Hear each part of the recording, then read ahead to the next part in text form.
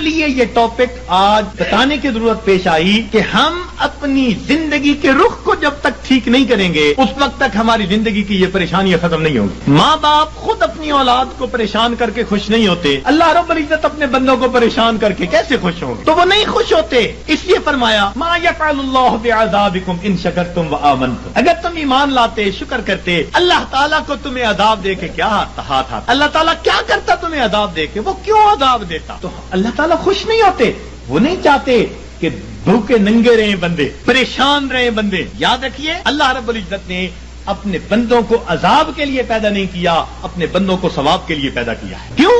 فرمایا ان اللہ بالناس لرؤوف الرحیم. جب رؤوف الرحیم ذات ہے تو وہ کبھی پریشانی میں اپنے بندوں کو نہیں ڈالنا پسند کرتے. ہم خود پریشانیوں میں پڑتے ہیں, ہم پریشانیوں کو دعوتیں دیتے ہیں, بھاگتے ہیں پریشانیوں کی طرف.